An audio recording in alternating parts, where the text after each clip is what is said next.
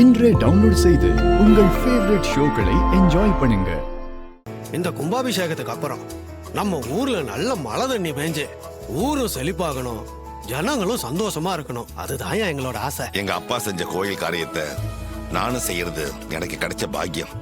பல வருஷமா தடைப்பட்டு இருந்தது, திரும்பவும் நடக்க போகுதுன்னு நினைக்கும் போது உங்களை போலவே என் மனசுக்கு நிறைவா இருக்கு.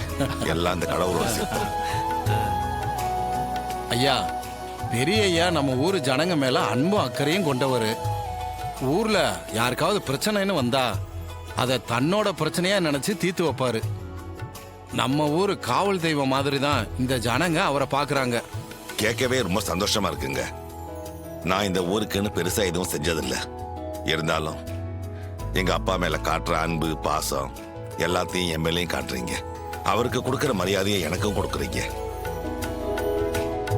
இனிமே இந்த ஊருக்கு என்னால முடிஞ்ச நல்ல விஷயங்களை நான் செய்வேன். முன்ன மாதிரி அடிக்கடி வராம போகாம இருக்க மாட்டேன். இனிமே அடிக்கடி வருவேன்.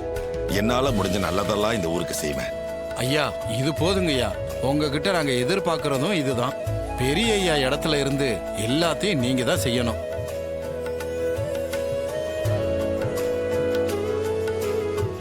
இந்தாங்கம்மா. நீ போய் அவங்க எல்லாம் ஒழுங்கா சுத்தம் பண்றாங்களான்னு போய் பாரு போ. சரிங்கம்மா. அம்மா தாயே மகமாயி பராசக்தி.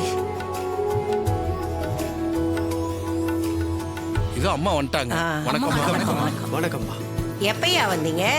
இப்பதான் வந்தோம். உங்க எல்லாரையும் ஒட்டு மொத்தமா பார்க்கும்போது எவ்வளவு சந்தோஷமா இருக்கு தெரியுமா? அம்மா, நின்னு போன கும்பாபிஷேகம் திரும்ப நடக்க போகுது. இந்த கும்பாபிஷேகம் நடக்குமா அப்படின்னு பல வருஷமா நம்ம ஊர்ல எல்லாரும் மனசுலயும் ஒரு ஏக்கம் இருந்தது. உங்க முயற்சியால இன்னைக்கு அந்த ஏக்கம் தீர்ந்து கும்பாபிஷேகம் நடக்க போகுது. ஐயா ஐயா, இது என் முயற்சி மட்டும் இல்லையா. இந்த நிக்கிறான் பாருங்க என் புள்ள ராசராசன். அவன் குடும்பத்துல இருக்கிற அத்தனை பேரும் ஒட்டு மொத்தமா சேர்ந்து எல்லா வேலையும் இழுத்து போட்டு செய்யறாங்க.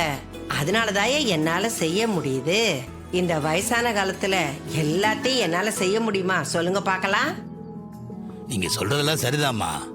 தம்பிக்கு இதுல பெரிய பங்கு இருக்கு. அவர் மட்டும் இல்லாட்டி இது எதுவுமே நடந்திருக்காதுமா. ரொம்ப நன்றி தம்பி. எனக்கு எதுக்குங்க நன்றி எல்லாம் சொல்றீங்க?